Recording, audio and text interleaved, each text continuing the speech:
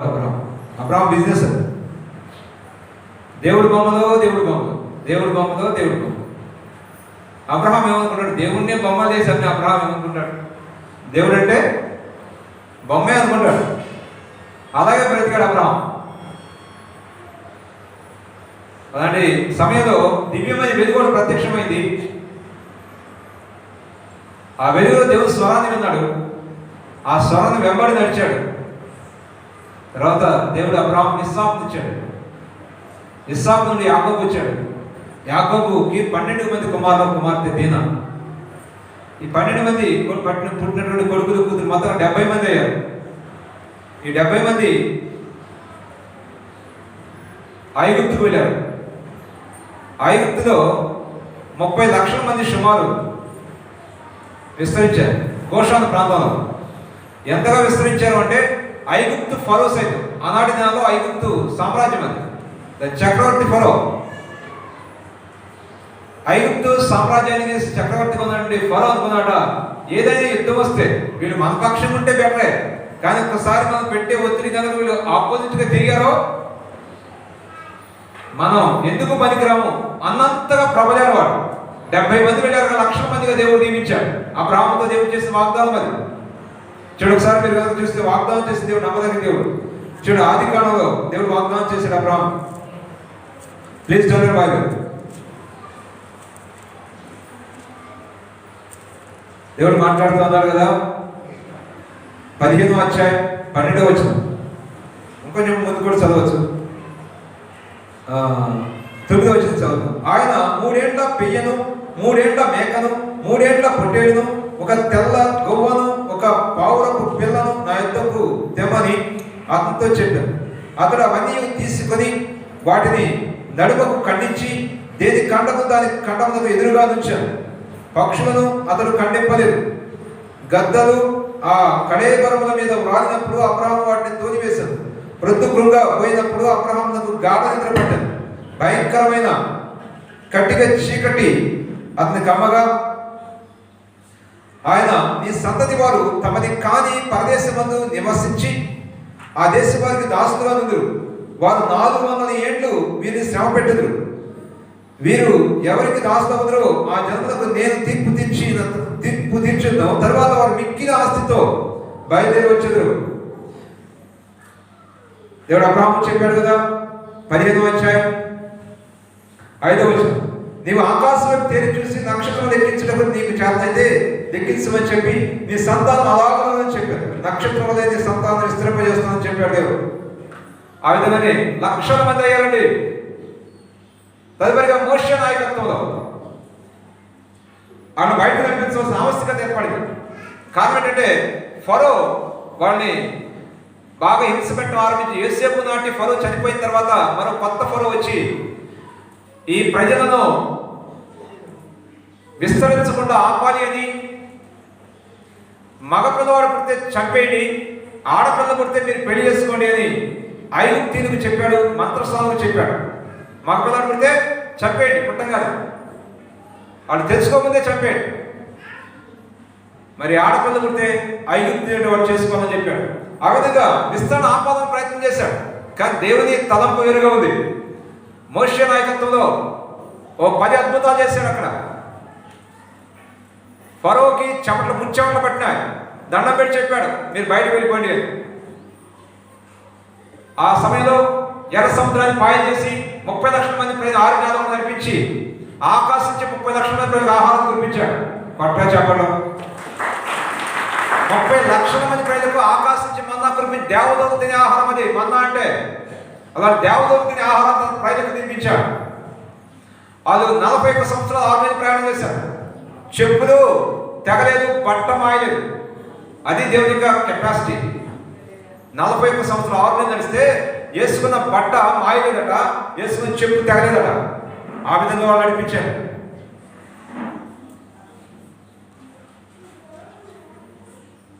మోషే నాయకత్వంలో, యెహోషువ నాయకత్వంలో వాళ్ళు బాధలను ప్రవహించే దేశం ఏంటంటే, దేవుడు వాగ్దానం చేసే దేశం ఏంటంటే కనాను దేశాన్ని చేరుకున్నారు. అక్కడ హిత్తీలు, మీడియా భూసీలు, కనానీయులు, హిత్తీలు వీళ్ళందరూ కూడా దేవుడు సంపూర్ణంగా నాశనం చేసి ఆ ప్రాంతం తన బిడ్డలను నాటాడు. 490 సంవత్సరాలు అక్కడ ఉన్నారు. వాడు దేవుడు మొట్టమొదటిగా న్యాయాధిపతులు ఇచ్చాడు. ఆయన రాజుగా ఉన్నాడు, న్యాయాధిపతులు ఇచ్చాడు. 13 మంది న్యాయాధిపతులు వాళ్ళకు తీర్పు తీరుస్తూ వచ్చారు. అయితే ఆ పక్కన ఈ పక్కన చూసి వాళ్ళు ఏమన్నాడు, మాకు కూడా రాజు కావాలన్నాడు. రాజుద్రా బాబు, మీ పిల్లల్ని బాధ్యతగా చేస్తున్నారు రాజు వస్తే అంటే, లేదు ఆ పక్కోడికి రాజు ఉన్నాడు, ఆ రాజ్యానికి ఈ పక్క రాజ్యానికి రాజు ఉన్నాడు, మా ముందడికి అనుకోని రాజు, మాకు రాజు లేడు కానీ మాకు కూడా రాజు కావాలి అన్నారు. అడిగితే ఆ సమయం చివరి న్యాయాధిపతి దేవుని సన్నిధికి ప్రార్థన చేశాడు. అయ్యా వీళ్ళు రాజు కావాలన్నారు అంటే వాళ్ళ దావని వాళ్ళ రాజు ఏమో ఏం జరిగిందో చెప్పాలి, చెప్పి రాజు చేస్తాను. మొట్టమొదటి రాజు సౌలు,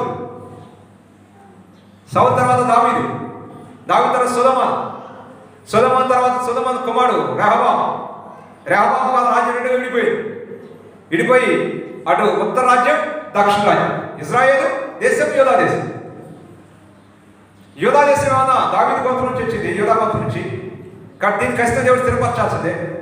ఎందుకంటే దావీదు వాగ్దానం చేశాడు, దేవుడు వాగ్దానం తప్పడాయన, నీకు మాట ఇస్తే తప్పడాయన. నాకు మాట ఇచ్చాడు, నేను నీకంటే ముందుగా పోతే మెట్టమని ప్రతిస్తాను, సవాలు చేస్తాను, ఎనపగడి పగలబడతా, ఇతరులను విడబడతా, నిన్ను పేరు పెట్టి ఇజ్రాయేలు యెహోవా నేనే తెలుసుకుంటుగా నీ గొడవ నిధులను అంధకార దాసుకుని దాన్ని నీకు ఇస్తా అని చెప్పాడు. నాకు ఎదురుగా నిలబడితే అడగదొక్కడమే అని చెప్పాడు. వాగ్దానం నమ్మదగింది అయింది. ఆయన నీతో మాట చెప్పాడంటే మాట తప్పడా. దావీదుతో మాట చెప్పాడు, నీ సింహాసనం స్థిరపరుస్తాను అని.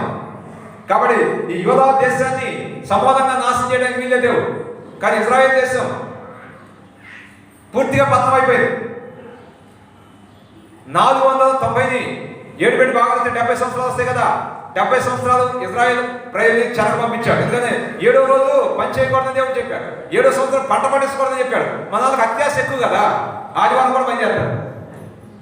ఆదివారం ఎందుకు పని చేస్తున్నా నాకు అర్థం కదా. దేవుడు రెస్ట్ అంటే దేవుడి కంటే మించి, దేవుడి వాక్యం కంటే మించి ఎందుకు పని చేయాలి అంటే దేవుడు పక్కన పెట్టి దీవించబడదామా?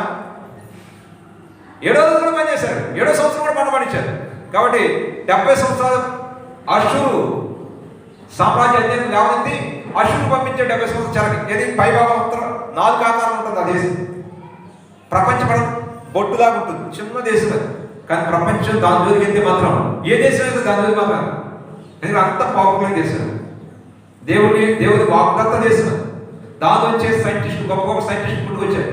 ఈరోజు లైట్ వాళ్ళని పెట్టిందే, ఈరోజు ట్రైన్ వాళ్ళని పెట్టిందే, ఈరోజు విమానం వాళ్ళని పెట్టిందే, టోటల్ ప్రపంచం ఏదో వాళ్ళని పెట్టిందే.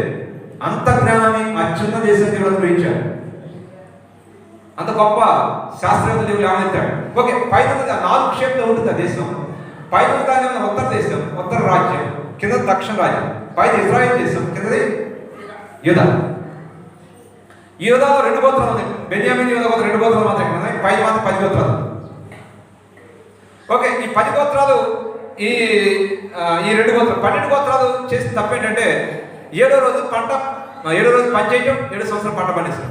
కానీ అటు వాళ్ళు ఏమన్నా అషూరు పంపిస్తే వీళ్ళు ఏమన్నా బబులోని పంపించాడు.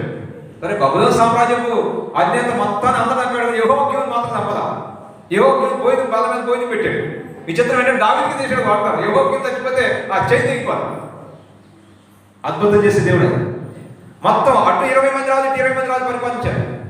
అటు పైన 20 మంది రాజు ఒక్కడు కూడా దేవుని ఆజ్ఞ పాటించినటువంటి వాడు. మొత్తం దరిద్రులే, మొత్తం దుమ్ము కొట్టుపోయారు. ఇటు 20 మంది రాజులో 8 మంది మాత్రం మంచి రాజు, చక్కగా పరిపాలించారు. ఆజ్ఞ విగ్రహాలను ఖండించారు, దేవుని ఆజ్ఞ ప్రకారంగా వాళ్ళు జీవించారు, ప్రజలు బోధించారు, దైవ గ్రంథాన్ని బోధించారు, ప్రజలను కట్టలోకి తీసుకొచ్చారు. ఈ 20 మంది రాజులలో 8 మంది మాత్రం మంచాడు, మిగిలినంతా చెడ్డాలని చెప్పారు కదా. ఈ చెడు పరిపాలన వల్ల వీళ్ళు కూడా బబులోను దేశానికి చెరగా వెళ్ళవలసి వచ్చింది. మీరు ఇక్కడ జ్ఞాపకం చేసుకోవాలి, మరలా చెప్తున్నాను. దావీదుకి దేవుడు ఏమైనా వాగ్దానం చేశాడు, నీ సంతతిలో ఒక్కడి సింహాసనం కూర్చోబెడతానని చెప్పాడు. కాబట్టి యెహోవాకీముని సంపలేదు రాజు, బబులోను సామ్రాజ్యం తన భోజన బలం మీదే ఆ దేవుడు ఆజ్ఞాపించాడు, అది సంపద. కానీ భోజన బలం మీద భోజనం ఏర్పాటు చేశాడు. ఆ యెహోవాకీము ద్వారా వంశం కంటిన్యూ అయింది. మరి కంటిన్యూ అయ్యి మరియా యోసేపు దాకా వచ్చింది. మరియా యోసేపు యొక్క గర్భవాసించే మహాసృష్టికర్తే దావీదు కుమారుడుగా జన్మించాడు. కూడా చెప్పడా, దావీదు కుమారుడుగా జన్మించాడు. అందుకని నూతన నిబంధనలో మొదలు ఏంటి తెలుసా, అబ్రహాము కుమారుడు, దావీదు కుమారుడైనా యేసుక్రీస్తు వంశావళి. ఆయన మాట ఇస్తే తప్పే దేవుడు కాదు. ఆయన మనం నమ్మదగిన వారంగా ఉన్నాం. ఆయన నమ్మదగిన దేవుడే. యుగ యుగాలకు జగజగాలకు ఆయన నమ్మదగిన దేవుడే. అంత నమ్మదగిన దేవుడి సంగతి మనం జీవిస్తూ ఉన్నాం.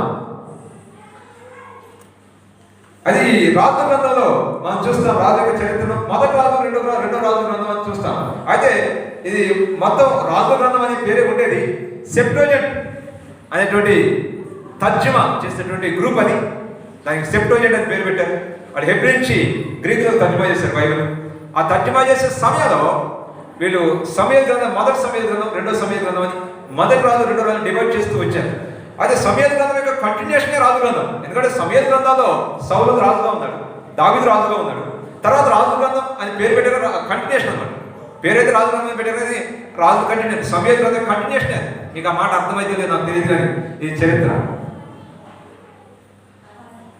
మొదటి రాజు గ్రంథం ఏం చెప్తుంది అంటే,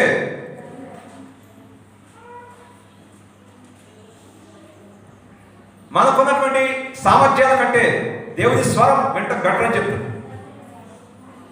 మనకున్న తలాంతుల కంటే కొంతమంది కళల దర్శనాలు, కొందరు కళలు చెప్తారు, కొంత దర్శనాలు చెప్తారు, కొంతమంది ప్రవచనాలు చెప్తారు, రకరకాలుగా చెప్తారు.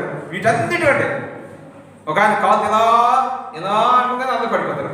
కొంతమంది నీళ్ళు ఎలా వదులుతూ ఉంటారండి. మరి ఏంటి ఈ పిక్చర్ నాకు అర్థం కాదు. కొంతమంది సేవలు చేసి కొంత పిచ్చి పిచ్చిగా వెళ్తారండి. బైబిల్లో దేవుని వాక్యం దివారాత్మ సంఘాన్ని బోధించమంటే నేను సోది చెప్పుకుంటూ తిరుగుతా, నేను మంత్రాలు చెప్పుకుంటూ తిరుగుతా అంటే నేను బాగు చేసేవాడు ఎవడలేడు. ఓ సేవకుడా, నేను బాగు చేసేవాడు ఎవడలేడు.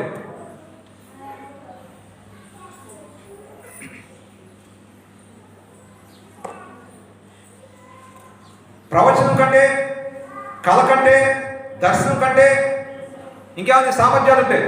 చూడండి మత్తయి సువార్త 7వ అధ్యాయం. మత్తయి సువార్త 7వ అధ్యాయం. Please study Bible. ప్రభువా ప్రభువా అని పిలిచి ప్రతివాడును పరలోక రాజ్యంలో ప్రవేశింపడు. పరలోకమందున తండ్రి చిత్త ప్రకారం చేయవాడే ప్రవేశించు. ఆ దినమందు అనేకులు నన్ను చూచి ప్రభువా ప్రభువా మేము నీ నామం ప్రవచింపలేదా, నీ నామం దయ్యములు వెలగొట్టలేదా, నీ నామం అనేకులు అద్భుతం చేయలేదా అని చెప్పదు. అప్పుడు నేను మిమ్మల్ని అన్నడూ ఎరుగను. మన దాకా నాకు తెలిసినా బాబు, మన నీ పేరేంటో మన దాకా గుర్తులేదు అంటాడు ఆయన. ఎన్నడూ నాకు నీ పేరు తెలియదు. నేను ప్రవచించాను కదా ప్రభా, అద్భుతాలు చేశాను కదా ప్రభా, నీ నామం దయ్యాలు వెలగొట్టే కదా ప్రభా, నా పేరు తెలియకపోవడం ఏంటయ్యా అని మొత్తుకున్నారు వాళ్ళు. నో ఎన్నడూ తెలియదు నాకు. ఎందుకంటే అందరికీ వాక్యం ప్రకారంగా బోధించిన వాడొక, వాక్యం ఏముందో పాటించిన వాడొక. ప్రభువా ప్రభు అని పిలిచి ప్రతివాడు పరలోక రాజ్యం చేరడు, కానీ ఆయన వాక్య ప్రకారం చేయవాడే. ఆయన చిత్తం ఇది. It's the God's will. కొంతమంది క్రైస్తవులు పరుగులెత్తా ఉంటారు, తాయితుందంట. ఈ బైబిల్ నేను ఎక్కడి నుంచి వస్తాయి మీకు అర్థం కదా. బైబిల్ లేనటువంటి ఆ రోజు మంచిదట, ఈ రోజు మంచిది కాదట. రకరకాలైన ఆచారాల వైపు, రకరకాల అద్భుతాల వైపు పరుగులెత్తూ ఉన్నారు. దైవజన్మ యేసయ్య అద్భుతాలు చేయడానికి రాలేదు. యేసయ్య మన జీవితాలు మార్చడానికి వచ్చాడు. యేసయ్య మన పరలోకాన్ని తీసుకెళ్ళడానికి వచ్చాడు. నీ కాలు నొప్పు, కట్టు నొప్పు, తలనొప్పు తగ్గించడానికి రాలేదు, కానీ టోటల్గా నిన్ను రక్షించడానికి వచ్చాడు ఆయన. నిన్ను నన్ను మనందరినీ పాప శాప గ్రస్తమైన జీవితం నుంచి విమోచించి నిత్యత్వం తీసుకెళ్ళడానికి వచ్చాడు. అదే కనుక మెయిన్ గోల్.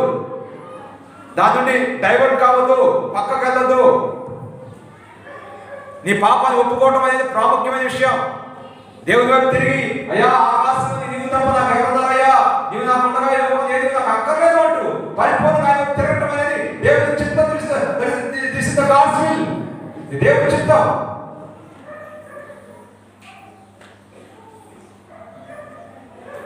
దేవుని చిత్తాన్ని ధరించువాడే పరలోక రాజ్యంలో ప్రవేశిస్తాడు.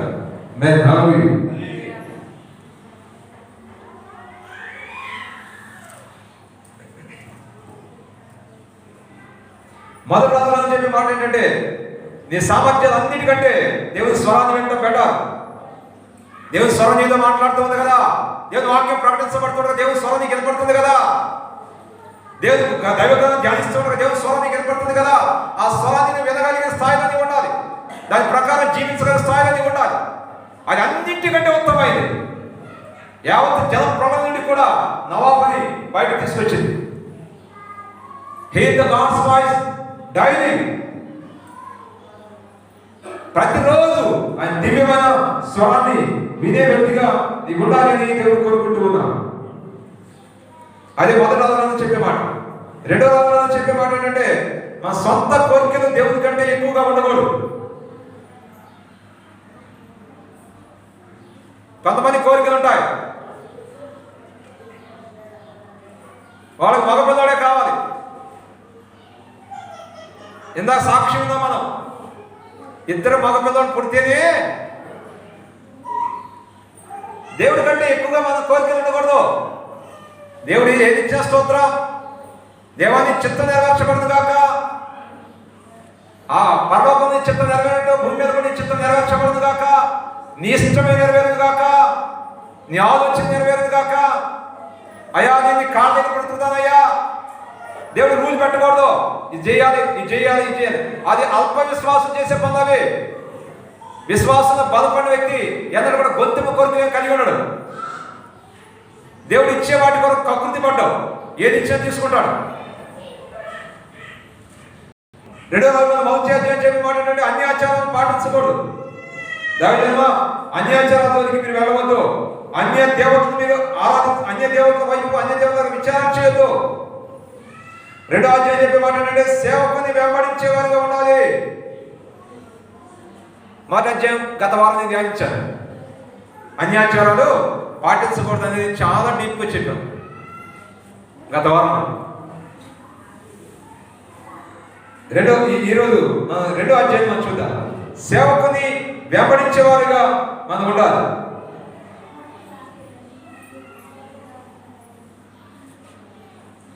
తిమోతి రాసినటువంటి హెబ్రీ పత్రిక 13:17 చూద్దామా? హెబ్రీ పత్రిక 13:17 ప్లీజ్. హెబ్రీ పత్రిక 13:17 వచ్చింది.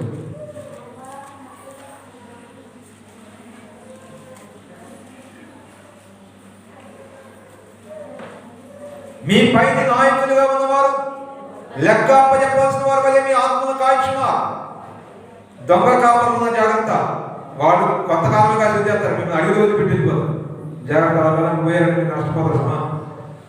మీ ఆత్మలకు లెక్క అప్పచెప్పవలసిన వారి వల్ల కాల్చున్నారు. వారు దుఃఖముతో పని చేసినట్లుగా మీకు నిష్ప్రయోజనం కనుక దుఃఖముతో కాక ఆనందంతో చేయనట్లుగా వారి మాట విని వారికి లోబడి ఉండి. దేవుని యొక్క నియమం ఇది. తిమోతి రాసినటువంటి పత్రిక మొదటి పత్రిక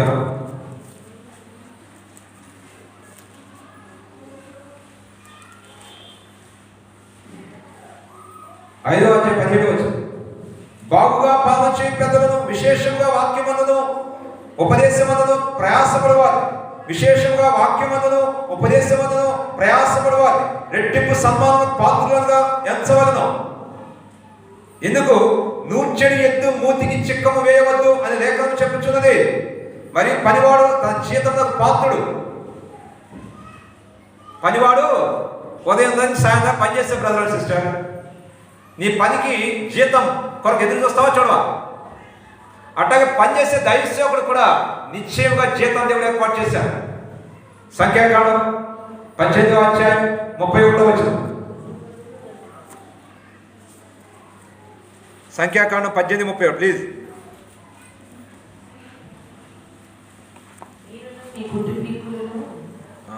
ఏ స్థలమందైనా దాని తినవచ్చును. ఏదైనా ప్రత్యక్ష గుడారంలో మీరు చేసే సేవ మీకు జీతము. మీరు దానిలో నుండి ప్రశస్త చాలు. మీరు మీ కుటుంబం ఎక్కడైనా తినవచ్చాడు. ఏంటంటే మీ దశ భాగములు అది అక్కడ చదవ 21 చదవమ్మా. 21:32 చదువు. సంఖ్యాకాండం 21:31 18:21 అమ్మా.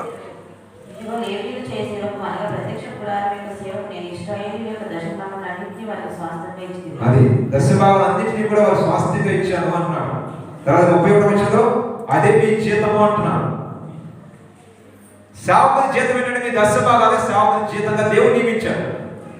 ఒకవేళ దశభాగాలు తింటున్నాం అనుకో, తింటే దేవుడు మరొకవైపు దేవుడు దైవసేవకు పంపిస్తాడు.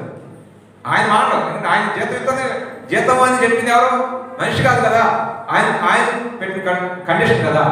వాక్యాన్ని ధ్యానించి దైవసేవుడు సంఘాన్ని బోధిస్తూ ఉంటే జీతం మాత్రం ఆయన ఇస్తూనే ఉంటాడు. ఒకవేళ నీవు దశభాగం దొంగతనం తింటాం అనుకో, దానికి తగ్గ చర్య దేవుడు నీ మీద తీసుకుంటాడు. జీతం కరెక్ట్గా ఇవ్వకపోతే మీరు ఊరుకుంటారా? నెలంతా పనిచేసిన తర్వాత శాలరీ అకౌంట్లో పడకపోతే మనకు వచ్చే పని చేస్తారా? గవర్నమెంట్ ఎదురు తిరగరు, సమ్మె చేయరు. మరి దేవుడు ఆ విధంగా సమ్మె చేసే వరకు దాకా ఉన్నాడు ఆయన. కానీ దశమ భాగములు దేవుని సొమ్ము అని చెప్పాడు కాబట్టి దశమ భాగం అది అందరూ కూడా చేయి వేయకూడదు. ఆ దేవుని సొమ్ము అది దైవ సేవకి దేవుడు జీతంగా నియమించాడు.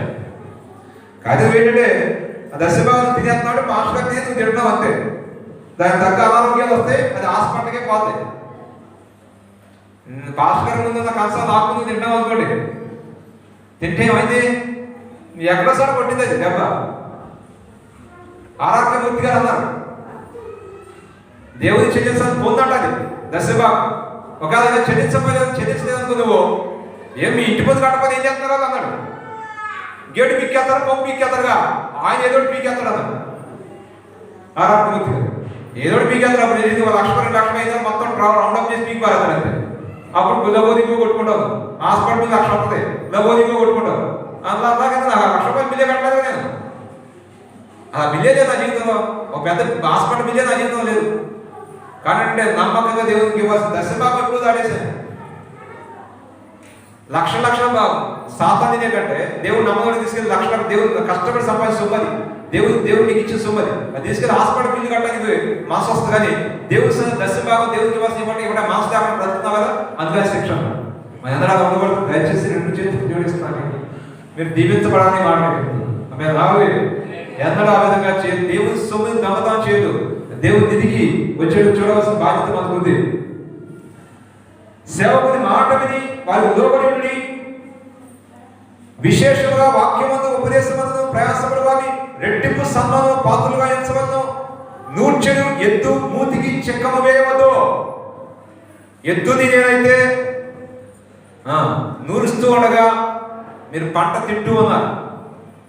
నేను గంట దేవుని వాక్యం ధ్యానించి మీకు బోధిస్తే ఒక అరగంట దాన్ని తినేస్తున్నారు, అరగంట 30 గంట తినేస్తున్నారు. వంట చేయడానికి అమ్మగారు ఇల్లంతా కూరగాయలు కోసి, మిరపకాయలు కోసి, అవి కోసి, ఈ కోసి మొత్తం వంటగది అంతా చిందరవందర చేసి మొత్తానికి అన్నం కూర వండితే 5 నిమిషాలు కూడా పట్ట తింటారు. ఎంత కష్టపడి ఉండేది కదా ఆమె, తింటానికి 5 నిమిషాలు కూడా పట్టు. అట్లాగే ఉంటుంది ఆత్మీయాహారం తయారు చేయడం కూడా. వారమంతా నిద్రపోయేటప్పుడు, నడిచేటప్పుడు, ఎటు వెళ్ళినా అదే ఆలోచనతో ఆ వాక్యం గురించి ఆలోచిస్తూ దైవసేవకులు ఏ విధంగా వాక్యం అయితే ప్రజలకు వెళ్తుంది అనే పరిశుద్ధాత్మ సహాయంతో ఆ వాక్యాన్ని మీ ముందు తీసుకొస్తారు. అంత ప్రయాసపడే కూర్చొని ఎందుకు మూతికి చిక్కం వేయవద్దు. పనివాడు తన చేతుల్లో పాత్రుడు.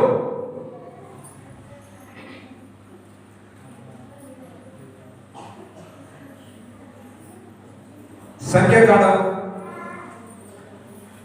6వ అధ్యాయం 22వ వచనం చదివే ముందుగా మొదటి సమూయేలు గ్రంథం వెళ్దాం.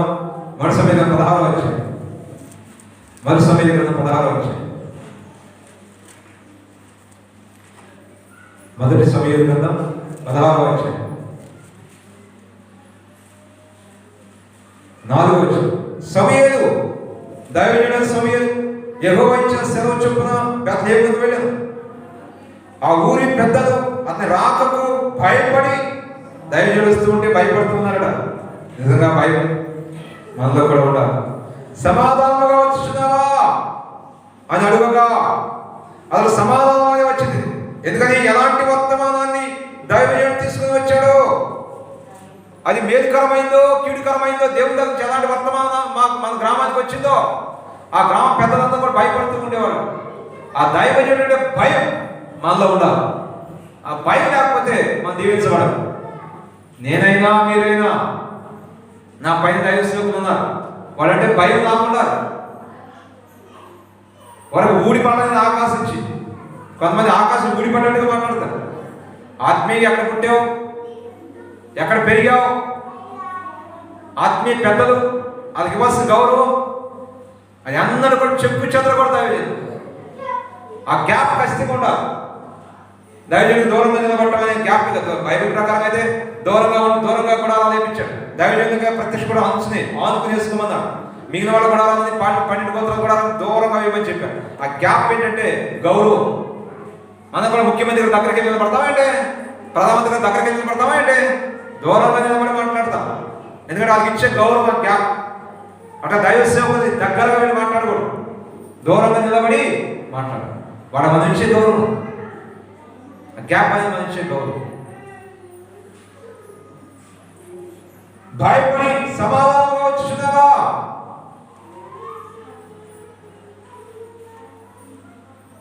దైవజనుడి భయం. సంఖ్యాకాండం 6 ఎందుకు భయం? చూడ సంఖ్యాకాండం 6:20 కదా. యెహోవా మోషేకి ఇలా సెలవిచ్చెను, నీవు అహరోనుతోను అతని కుమారులతోను ఇలాగను, మీరు ఇశ్రాయేలును ఇలాగ దీవించవలెను. యెహోవాను ఆశ్రయించి కాపాడును గాక. యెహోవా నీకు తన సన్నిధిని ప్రకాశింపజేసి, యెహోవా తన సన్నిధిని ప్రకాశింపజేసి నిన్ను కరుణించును గాక. నేను కరుణించును గాక. యెహోవా నీ మీద తన సన్నిధి కాంతి, యెహోవా నీ మీద తన సన్నిధి కాంతి ఉదయింపజేసి సమాధానం కలుగజేయును. నీకు సమాధానం కలుగజేయును గాక. అట్లు వారు ఇశ్రాయేలు మీద నా నామమును ఉచ్చరించడం వల్ల, అట్లు దైవ సేవకులు ఇశ్రాయేలు మీద నా నామాన్ని ఉచ్చరించడం వల్ల నేను వారిని ఆశ్రయించను. దైవజనుడికి ఉచ్చరణ ఆశీర్వాదంగా మలుస్తాను అన్నాడు దేవుడు. కేవలం దైవసేవకుడు ఆశీర్వాదం బయలుపెడితే చాలు. ఆమేన్ అంటాను దేవుడు చెప్తూ ఉన్నాను. దైవసేవకు ఎంత అధికారం దేవుడు ఇచ్చాడు. మత్తయి సువార్త 10వ అధ్యాయంలో ఉంది కదా, వారికి అధికారం ఇచ్చి పంపెను అని. ఆయన అధికారం ఇచ్చాడు. అధికారం ఇవ్వకుండా పంపలా. మత్తయి సువార్త 18వ అధ్యాయం మాట్లాడుతున్నాడు కదా, మీరు దేనైతే బంధిస్తారని పరలోకంలో బంధిస్తానని చెప్పాడు. మీరు దేనైతే విడుదల కలిగిస్తారని పరలోకంలో విడుదల అని చెప్పాడు. దైవ సేవకు నోటి నుండి ఆశీర్వాదం వచ్చే విధంగా మనం జీవించాలి తప్ప ఒక శాపం వచ్చే విధంగా మనం అందరూ కూడా జీవించకూడదు. ఈ రోజు కూడా నాకు ఎదురు మాట్లాడటం అంటే తెలియదు. మా సేవకులు, ఆత్మీయ పెంచే సేవకులకి దైవ గొడవలు మోహించారు గారు కానీ, మా ఆత్మీయ కథ పాస్టర్ గారు కానీ, వీళ్ళిద్దరు చేతుల్లో పెరిగారు. వాడికి ఎప్పుడు ఎదురు మాట్లాడటం నాకు తెలియదు. ఎవరో ఏదో విషయం మీద మా పాస్టర్ గారు 1.5 గంటల పాటు క్లాస్ పెడుతున్నా. మామూలు క్లాస్ కాదు, అది చాలా సివియర్గా క్లాస్ పెడుతున్నాడు ఆయన. పక్కన మా పాస్టర్ గారు, మా ఆత్మీయ పెంచిన తల్లి అన్నట, ఎందుకు శ్రీనివాసం ఎంత క్లాస్ తీసుకున్నా కానీ ఒక్క మాట కూడా మాట్లాడు, ఎందుకు ఆయన అట్లా మాట్లాడతారు.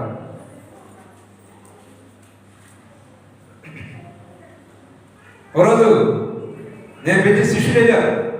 దయచేసి మన గొడవలు మోచదు కదా, ఏంటా మీ పాస్టర్ గారు మాట్లాడటం మీరు మాట్లాడబెట్టాయా అన్న. కామ్గా కూర్చున్నారు. ఎంత మాట్లాడతా కానీ కామ్గా కూర్చున్నారు. సేమ్ ఈ పాస్టర్ గారు కూడా ఇస్తున్నాయి, కామ్గా కూర్చుంటాడు, ఏం మాట్లాడు. పెద్దవాడు మాట్లాడుతుంటే మనం వెంట పెట్టాలి, మధ్యలో క్వశ్చన్ ఆర్గ్యుమెంట్లు ఉండకూడదు. దైవసేవకులు మాట్లాడుతుంటే వెంట పెట్టాలి. దేవుడు మాట్లాడుతుంటే వెంట పెట్ట, సెల్ ఫోన్ అని ఆఫ్ చేసుకుని మొత్తం చెత్తంతా బయట తిట్టేసి దేవుడు మాట్లాడుతుంటే వెంట పెట్ట దీవించబడతా. క్వశ్చన్ లేకుండా, ఆర్గ్యుమెంట్ లేకుండా వినయమనస్కమై దేవుడి యొక్క స్వరాన్ని వింటుకుంటే దీవించబడతా. దైవసేవకులు లోబట్టం అంటే దైవసేవకులు గౌరవించడం అంటే అదే. ఆయన మాట వినాలి, అదే లోబట్టం అంటే గౌరవించడం అంటే. రెట్టింపు సన్మానానికి యోగ్యులట. తల్లిదండ్రుని సన్మానించమని చెప్పి నిన్ను శరీరపరంగా కన్న తల్లిదండ్రుని నిర్గమాకాండం 20వ అధ్యాయంలో ఆయన మాట్లాడుతూ అన్నాడు కదా, నిన్ను కన్న తల్లిని తండ్రిని సన్మానించమన్నాడు. కానీ ఇక్కడేమన్నాడు తెలుసా, ఆత్మీయంగా పెంచే, వాక్యంలో పెంచే పెద్దలు లేక దైవసేవకులట రెట్టింపు సన్మానానికి యోగ్యులట. నీ శరీరపరంగా కన్న తల్లిదండ్రులు ఒక వంతు అయితే, ఆత్మీయంగా పెంచే తల్లిని 2 వంతులు సన్మానించాలని దైవగ్రంథం చెప్తుంది.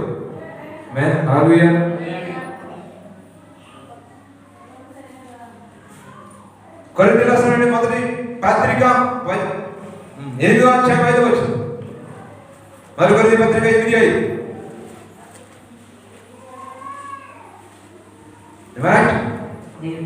మరి కొరింథీ 8:5 రెండో కొరింథీ పత్రిక, సారీ ఫర్ దట్, రెండో కొరింథీ పత్రిక 8:5.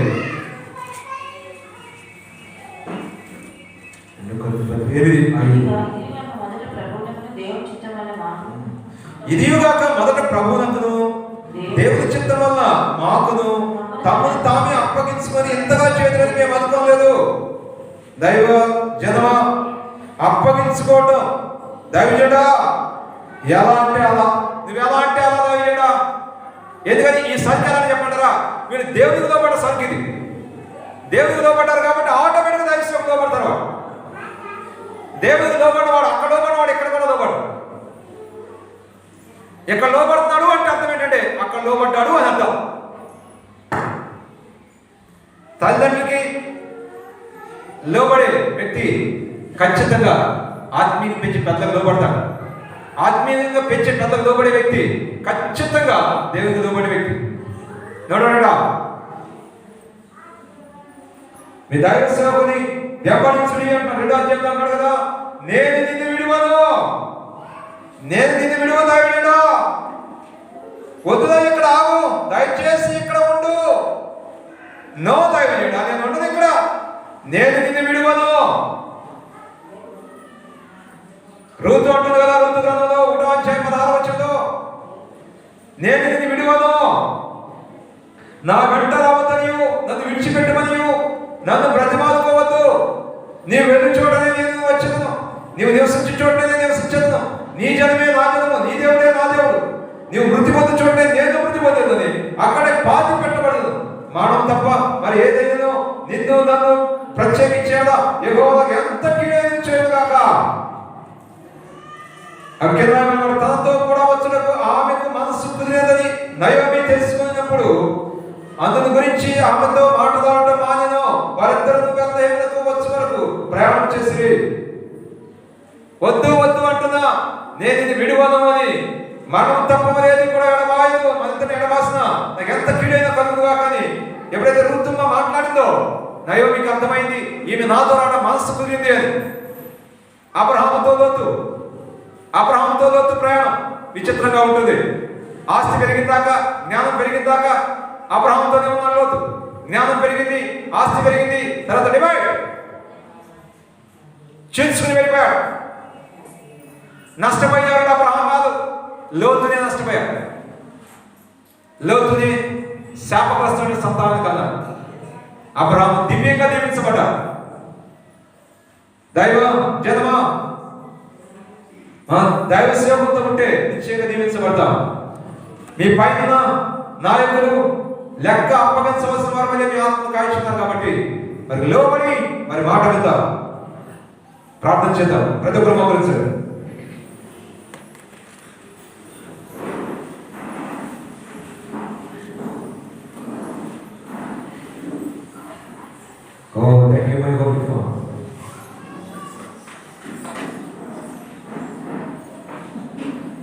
దైవజనుడిని పట్టుకోవడానికి ప్రయత్నించండి.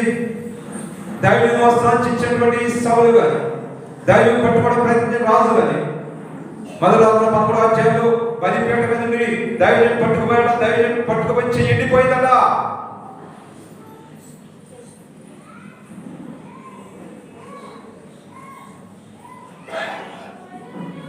నిలబడి బలిపీఠం ఆకాశం అగ్ని నుంచి దగించి వేసిందట. దైవజనుని పట్టుకోవడం ప్రయత్నిస్తే ఎండిపోతావు, ఆత్మీయంగా చల్లారిపోతావు.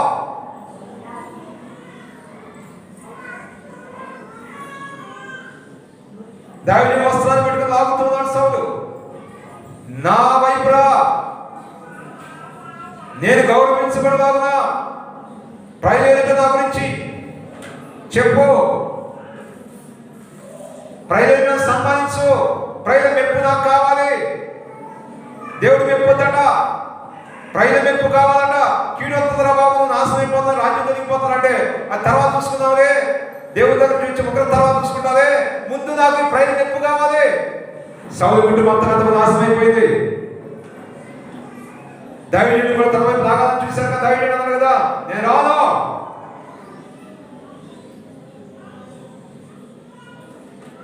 దైవజన్మ, నీ పైన నియమించిన ఆత్మీయ నాయకుడు లెక్క అప్పగించవలసిన వారి వల్ల మీ ఆత్మను కాయించున్నారు కాబట్టి వారి మాట విని వారు లోబడి ఉండడం ఎంతో దీవెన మావజేస్తూ ఉన్నాను. నేను నిన్ను విడువను. ఏలియాతో ఎలీషా అంటున్నాడు, ఏలియా ఆత్మ రెట్టింపు ఆత్మ ఎలీషా పొందుకున్నాడు. ఏలియా కంటే రెట్టింపు పరిచయం చేయగలిగాడు. కారణం అంతవరకు ఆ శిష్యుని వెంబడించాడు కాబట్టి. దైవజనులో ఆత్మ మంట ఎలీషా మీద దిగింది. దైవజనుల మంట నీతో ప్రవేశించాలంటే దైవజనుడు వెంబడించే బిడ్డగా నీవు ఉండాలి. అంతవరకు నీ సమాజం వరకు వెంబడించాలి.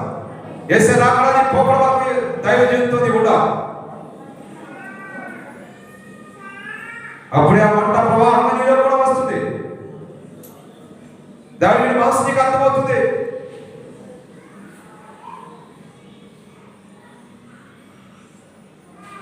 ప్రేమల తండ్రి, మహోన్నతుడానికి పొందాం. నేను నిన్ను విడువను, నేను నిన్ను విడువను. Thank you my holy holy father. నీ కృపగా జ్ఞాపకం చేసుకున్నాను. నీ దివ్యమైన బాహులకు మమ్మల్ని మేముగా అప్పగించుకుంటూ మహిమ నీకే ఆరోపిస్తూ నజరేయుడైన యేసుక్రీస్తు వారి దివ్యనామమున వేడుకొంచున్నాం పరమ తండ్రి. ఆమేన్. దైవజనుడు వెంబడించే వారుగా ముందుకు గాక.